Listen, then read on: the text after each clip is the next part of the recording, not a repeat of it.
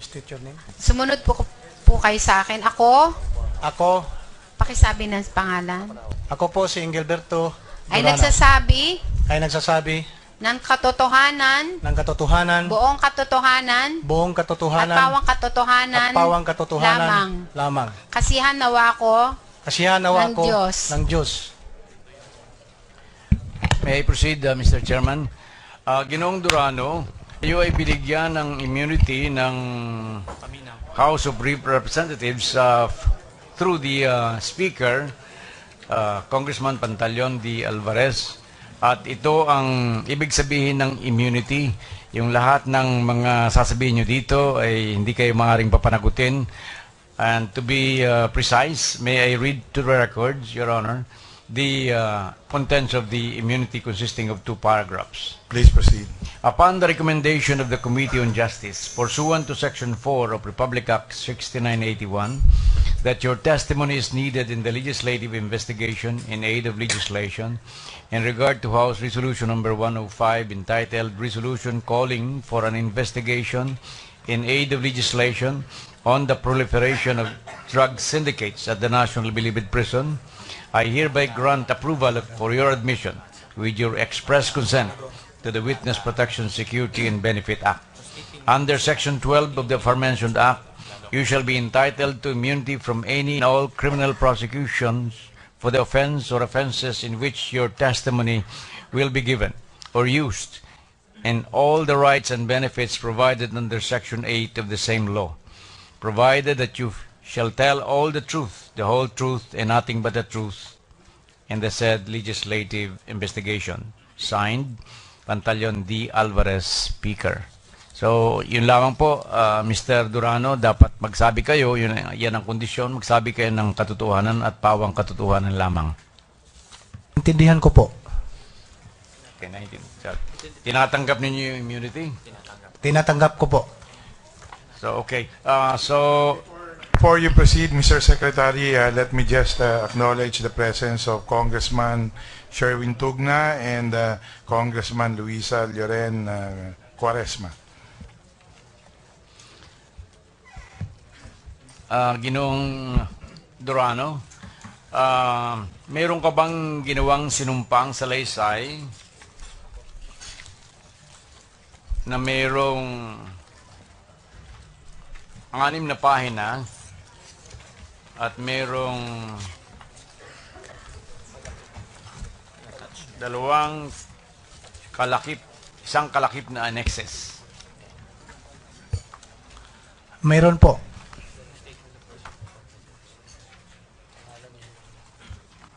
Pinakikita ko sa iyo ang kopya ng sinumpang salaysay nito na minarkahan natin bilang Exhibit T hanggang T11. Maaari mo bang tingnan at basahin ang salaysay na yan at sabihin mo sa kagalang-galang na committee kung yan yung sinasabi mong sinumpang salaysay na ginawa mo?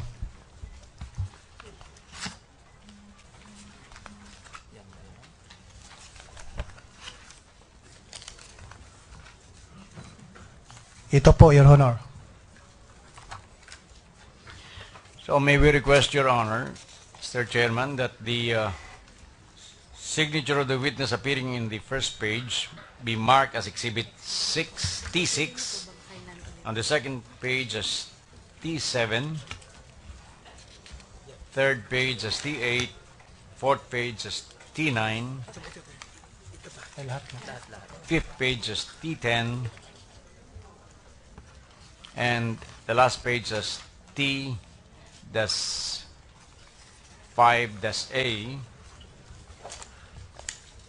respectively. We asked also that the signature of the witness of the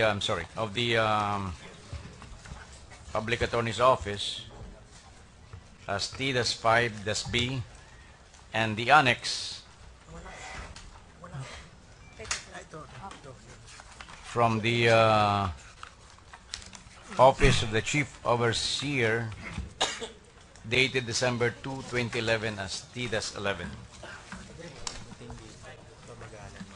Ginoong Durano, sumusumpa ka bang muli ng mga nilalaman ng salaysay mo yan ay buong katotohanan lamang? Opo, sumusumpa po ako. Ikaw ba ay pinilit, binayaran, pinangakuan, tinakot ng sino man para gawin mo ang salaysay na ito? Wala po, Your Honor. Ang ibig mong sabihin ay voluntaryo kang pumunta dito upang panumpa ng salaysay mong ito? Opo, Your Honor. Mr. Chairman, Your Honors, the witness I think is now ready.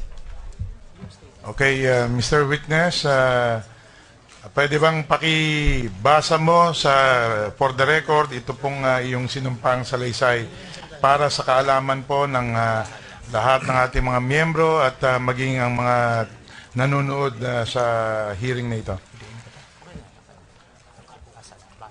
Ako si Expiotri Engelberto Asinas Durano, Pilipino, 54 taong gulang. Ipinanganak noong Nobyembre 23, 1962 sa Misamis Oriental. Kasulukuyang nakapiit sa New Bilibid Prison NBP, Muntinlupa City, at may prison number N206-1899. Membro ng Batang Cebu Brotherhood BC 45. Matapos manumpa alinsunod sa batas ay nagsasabi ng mga sumusunod. Bandang June 2011, kami ng buong membro ng Kalasag Organisasyon ay naghahanda para sa pagbisita ni dating Department of Justice Secretary Lila de Lima para mag-inspeksyon sa loob ng Bilibid Prison.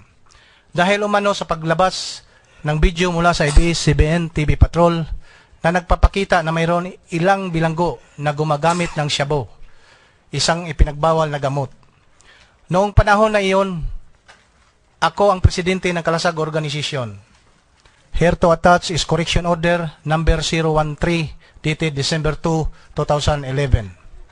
Ang aming pangunahing tungkulin bilang membro ng Kalasag ay ang tumulong sa mga kapwa bilanggo sa lahat ng usaping may kinalaman sa batas at magbibigay tulong sa mga kawani ng Bureau of Corrections sa pagbibigay ng escort at covert security sa tuwing mayroong bumibisita na VIP sa loob ng NBP Maximum Security Compound. Noong bumibisita na si dating Secretary de Lima sa loob ng NBP at pumasok sa Batang City Jail, BCG Building 1, kung saan umano nangyari ang paggamit ng shabu ng ilang priso, ilan sa mga escort ni dating Secretary de Lima ay naroon na sa aming opisina na kahilira lamang ng BCG Building 1. Dahil ako noon ang presidente ng Kalasag, inasikaso ko ang mga escort ni dating Secretary de Lima.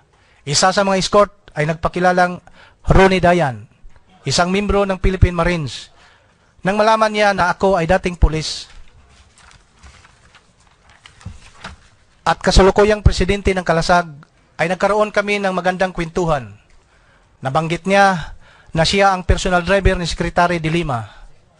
Simula noon, sa tuwing magbibisita si Secretary de Lima sa NBP, nagkakaroon kami ng mahaba-habang kwentuhan ni Ronnie, hanggang matanong niya kung saang pangkat ako kabilang. Nasabi ko sa kanya na ako ay membro ng BC 45. Madalas kung kami ay nagkakausap ni Ronnie, palagi niyang nababanggit sa akin na siya ay sobrang malapit kay Secretary de Lima. At kung ako umano ay may problema, ay madali niya itong maipaparating kay Secretary de Lima at ito ay akin namang pinaniniwalaan. Sa aming mga pag-uusap ni Ronnie, napansin ko na palagi niyang nababanggit na may problema siya sa pera. Hindi ako nagdadalawang isip na tulungan siya sa tuwing magtitik siya sa akin na manghihiram ng pera. Ilang bisis tinatawagan niya ako at sinasabi na kung kailangan ko ng proteksyon sa aking negosyo, ay tulungan namin si Secretary de Lima sa kanyang pangampanya bilang senador sa taong 2016. Sinabi ko agad sa kanya na mayroon akong kaibigang nakalaya na sa pagkakulong at mayroon siyang malaking negosyo na pagbibinta ng shabu sa Cebu. Tinutukoy ko noon ay si Jeffrey Diaz alias Jaguar. Dahil dito, sinasabi sa akin ni Ronnie na siya ay lubos na interesado na makausap si Jaguar. Ikinukwento ko kay Ronnie kung paano ako naging malapit kay Jaguar. Noong October 2009, si Kerwin Espinosa at Jaguar ay nasa Reception Diagnostic Center, RDC, sa Camp Sampaguita. At kami ay kabilang sa pangkat BC45, Brotherhood, na mula sa Cebu. Ako noon ay Assistant PT Officer ng Building 11 ng BC45 Brotherhood. At isa din sa kulturero, taga-head count ng mga priso sa Building 11. Dumating ang panahon na nakalaya na sa pagkakulong si Kerwin sa RDC at si Jaguar naman ay nailipat sa maximum security compound. Gusto sana ni Jaguar na pamabilang siya sa Building 11 dahil sa maganda ang pribilehiyo doon. Dahil sa naroon nakabilanggo ang mga dating politiko, military at pulis at hindi Building 13 kung saan nakalugar ang headquarters ng BC45. Noong mga panahon na iyon ay mayroong memorandum ang Office of the Superintendent kung saan walang bilanggo na may lipat sa Building 11 kung walang pasang-ayon mula sa Superintendent. Dahil dito ay tinulungan ko si Jaguar at napadali ang paglipat niya sa Building 11. Tungkol naman sa negosyo ng Shabu ni Jaguar, ako mismo ang nagpakilala sa kanya kay Peter Ko para makakuha siya ng supply ng Shabu sa mababang halaga. Nagkaroon ako ng magandang pakikisama kay Jaguar habang siya ay nasa Building 11. Sa kanyang negosyo, nagsimula siyang kumuha ng 2 kilong Shabu mula kay Peter Ko at 2 kilo mula naman sa ilan pang Chinese at ito ay pinapaikot niya kada 2 weeks. Lahat ng Shabu ay galing sa labas ng kulungan. At pagproproseso ng mga order ay nangyayari naman sa pamagitan ng contacts mula sa loob at labas ng kulungan. Ang alam ko ay walang gumagawa ng Shabu sa loob ng NBP. Ngunit lahat ng transaksyon at mga order mula sa mga boss ay galing dito sa loob at pinaparating na lamang sa kanilang mga tao sa labas gamit ang cellphone. May isang gabi na nagkainuman kami. Hindi ko maalala ang pizza. Tinawagan ni Kerwin si Jaguar at pinaalam dito na gusto niyang magkaroon ng sariling negosyo sa Shabu, sa kanyang lugar sa Albuy Reality, at sa buong Western Visayas.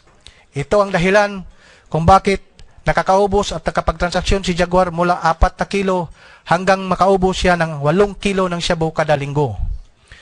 Simula dito ay lumaki ang negosyo ni Jaguar at Kerwin, hanggang umabot sa 50 kilo kada buwan ang kanilang mga transaksyon. Patungkol naman kay Ronnie Dayan at Jaguar, bandang January 2014, sinabihan ko si Jaguar tungkol sa protection money at naging lubos na interesado si Jaguar sa nasabing alok ni Ronnie.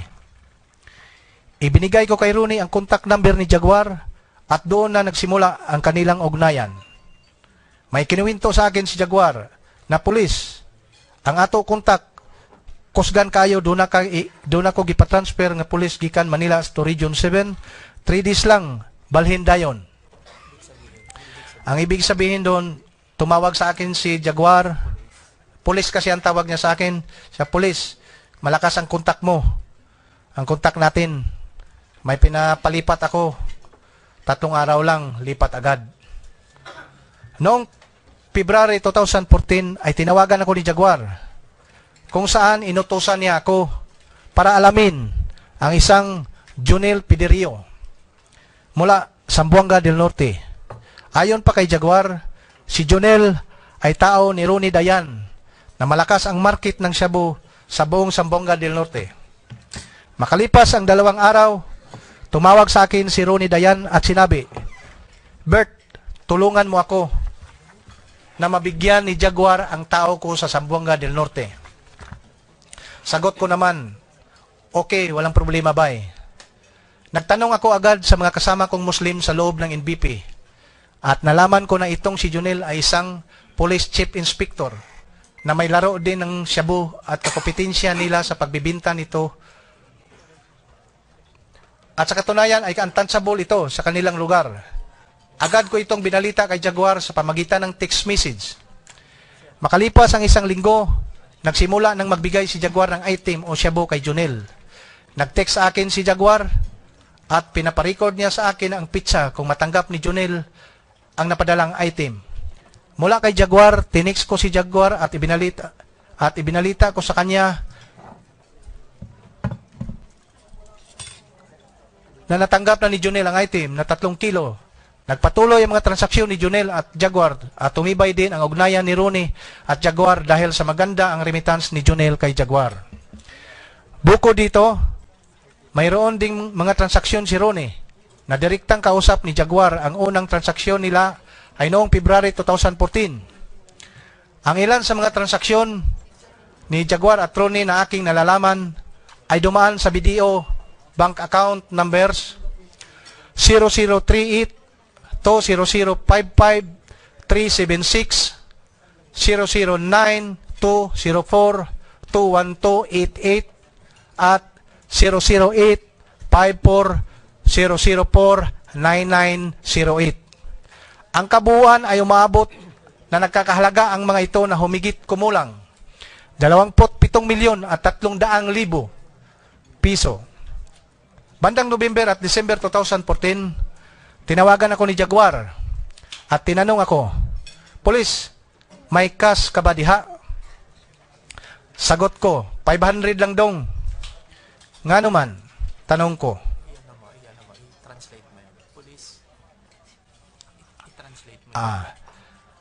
Nung sinabi ni Jaguar sa akin na, "Pulis, may cash ka ba?" Sinabi niya, "Pulis, mayroon ka bang cash?" Ang sagot ko, 500 lang dong. 500,000 lang dong. Nga naman, tanong ko. Yung nga naman, ibig sabihin, bakit?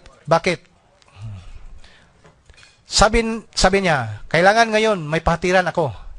Sabi ko, "Ako bahala maghanap ng kulang." Lumapit ako kay Noel Martinez na nagpapautang ng 5.6 para maubuo ang PHP 1.5 million. Nang makumplito ko na ang nasabing halaga, tinawagan ko si Jaguar at tinanong ko kung para saan ito. Sabi ni Jaguar, "Kadali lang. Confirm ko muna kay Bay Ronnie." Maya-maya ay tumawag si Jaguar sa akin at binigyan ako ng instruksyon na balutin ng maayos ang pira na di pansinin. At naghanap ako ng kahon ng sapatos, saka ko inilagay ang pira sa loob at ibinalot ko ang kahon ng gift wrapper. Nang may ibalot ko na ng maayos ang pira, ay inutusan ako ni Jaguar na pumunta sa komando at sinabi niya na wala kang binibigyan ng ibang kundi si Secretary de Lima lamang. Mula sa Building 11, nilakad ko papunta sa area ng komando habang dala-dala ang 1.5 million. Pagdating sa area ng komando, dumiretso ako sa Bilibid TV3 channel, BTV3, na nagsisilbing opisina ni GB Sebastian. Sa may pinto ay sinalubong ako ng isang lalaki na nakaputing barong. At tinanong niya ako, "Ikaw ba si Durano?" Sagot ko, "Opo, ako po." Sinamahan ako ng lalaking sumalubong sa akin na lumapit kay Secretary de Lima. Nang papalapit pa lang kami kay Secretary, ay napansin ko na nakatingin sa amin si Secretary de Lima. Pagpasok ko sa opisina ng BTV3, ay nakita ko na naroon din si GB Sebastian at Hans Tan. Inabot ko na kay Secretary de Lima ang kahon na may lamang 1.5 million.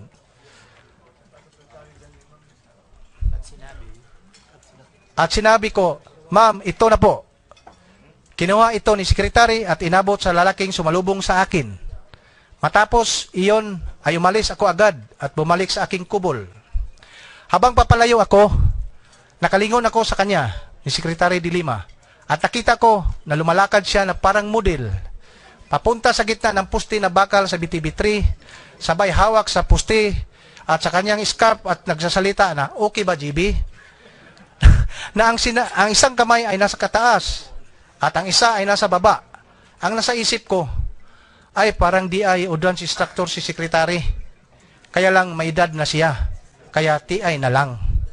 Pagbalik ko sa aking kubol ay tinext ko si Jaguar at sinabi, "Dong, okay na." Nagpasya ako na magbigay ng salaysay dahil sa kabila ng posible at matinding banta sa aking buhay. Naniniwala ako na ang mga tunay na nangyari sa amin sa NBP noong panahon na iyon ay dapat malaman ng publiko. Bilang isang pulis, ako ay laban sa illegal na droga. Ako man ay nahatulan sa pagkapatay, ngunit hindi ako naging parte ng anumang pagbibinta ng illegal na droga noong ako ay malaya pa. Bilang kalakaran sa loob ng priso, hindi ka maaaring tumanggi na maging bahagi ng pagbibinta ng illegal na droga sa loob ng NBP. Dahil matatanggalan ka ng mga benepisyo na ibinigay tulad sa aking mga pinuno, sa aming mga pinuno ng mga samahan sa loob ng NBP. At ang malala ay ang posibilidad na pagbantaan ang aming buhay kung hindi makisama at magiging parte ng ganitong sistema. Ako ay nananalangin at umaasa sa puong may kapal na tulungan kami magkaroon ng bagong buhay para sa aming pagbabago. Sapagkat kaming mga nakapag-ugat na sa loob ng kulungan ay walang ibang hinahangad kung hindi ang katiwasayan ng aming saloobin. Katulad ko na 15 years na sapitan. Maraming salamat po.